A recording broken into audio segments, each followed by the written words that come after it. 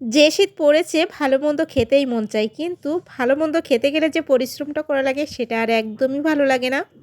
মনে হয় সারাক্ষণ শুধু কম্বলের ভিতরেই থাকি। তো যাই হোক, খাওয়া তো লাগবে।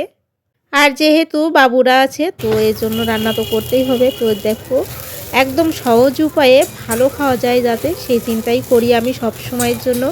তো দেখো, খিচুড়ি রান্না করতে আমার একদমই কষ্ট হয় না, আর রান্না করতে ভালোও লাগে, সবাই খেতেও পছন্দ করে। তো এই জন্যই সহজ উপায় বেছে নিয়েছি, খিচুড়ি রান্না করে নিচ্ছি আর সাথে দেশি মুরগির ঝোল করব।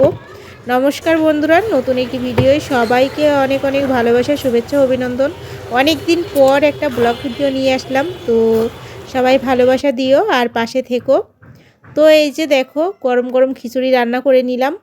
আর এই যে কৃতিকে কিন্তু একটু সুন্দরভাবে পরিবেশন করে দিলে ও খেতে খুব ভালোবাসে, তো এই জন্য ওর সবসময় একটু পরিবেশন করেই দেওয়া হয় আর কি। তো এই যে ওকে দিয়ে দিলাম গরম গরম খিচুড়ি, লেবু, লঙ্কা আর কাঁচা পেঁয়াজ। তো সাথে দিয়ে দিলাম মুরগির ঝোল।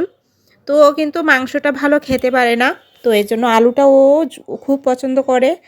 মাংসের আলু আর ঝোলটাও অনেক বেশি পছন্দ করে। তো ছোট ছিল মুরগিটা, একদম কচি মুরগি ছিল, আমার শাশুড়ির নিজের হাতের পালা মুরগি।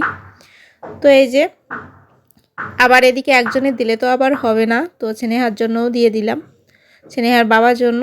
তো সবার জন্য আমরা এখন নিয়ে নিচ্ছি, আর আমরা সবাই একসাথে আজকে খাবো। তো একসাথে খাওয়া হয় না খুব বেশি, তো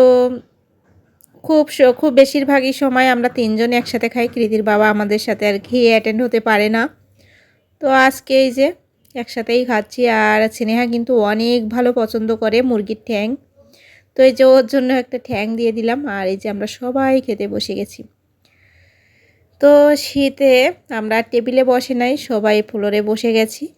তো তোমরা কে কীভাবে শীত কাটাচ্ছ অবশ্য কমেন্ট করে জানিও, আর কার এলাকায় কেমন শীত পড়েছে সেটাও কিন্তু জানিও।